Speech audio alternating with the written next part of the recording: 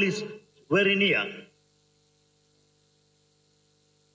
ఇట్టి సమీపమైన ప్రయాణమును మానవుడు గమ్యము చేరటానికి అనేక జన్మలు అనేక సంవత్సరములు కాలము తీసుకుంటున్నాడు. In this life journey, to reach the destination, man takes very long time, and in fact even many lives. ఎందుకు ఇంతకాలం? Why that long? ఎందుకు ఈ శ్రమలు? Why exertion? చాలా సమీపమైన ప్రయాణం ఇది. It is so close to you. From I to V, ఇదే ప్రయాణం. It's all the travel from I to we. నేను అనేటువంటి స్థానం నుంచి మనము అనే స్థానానికి చేరటమే మానవుని యొక్క జన్మము గమ్యము. The human life secret and the destination lies in traveling from the position of I to the position of we.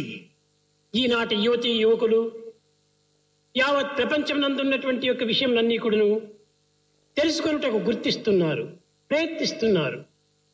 Youngsters today are making every attempt to know what all that has been happening all over the world.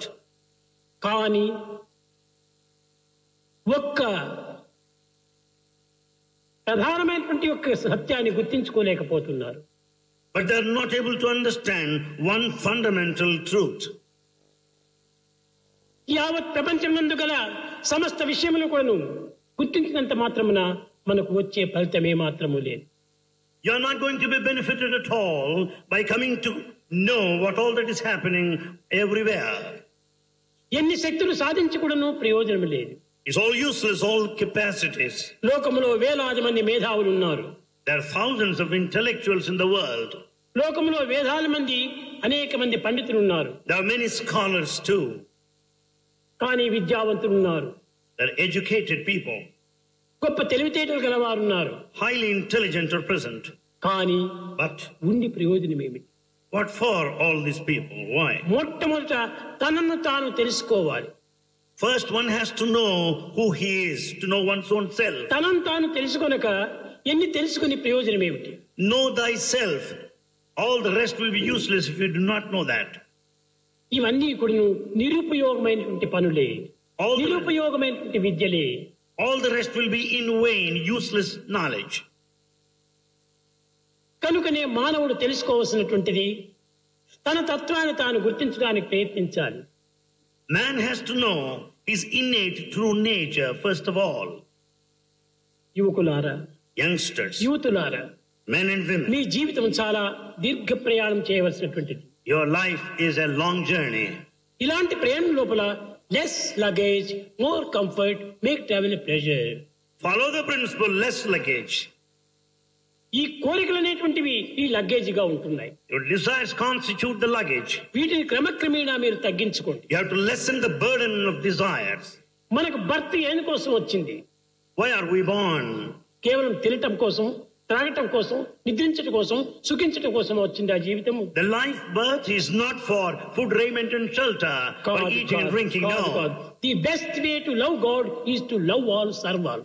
The best way to love God is to love all and serve all. మనం అందరినీ ప్రేమించాలి. We should love all. అందరినీ సేవించాలి. We should serve all. సేవే మనకు ప్రధానమైనటువంటి కర్తవ్యం. Service is our duty.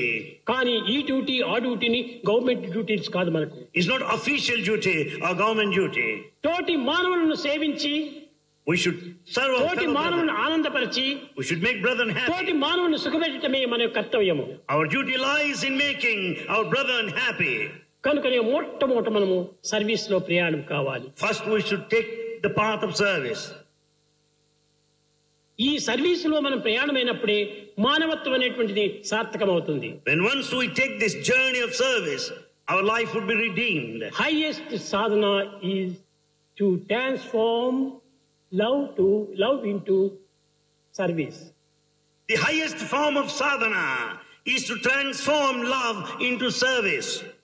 From service to devotion. And the service will take you to devotion. అది ఏ నిజమైనటువంటి devotion. That is a true devotion. కానీ ఈనాటి యువతులు యందు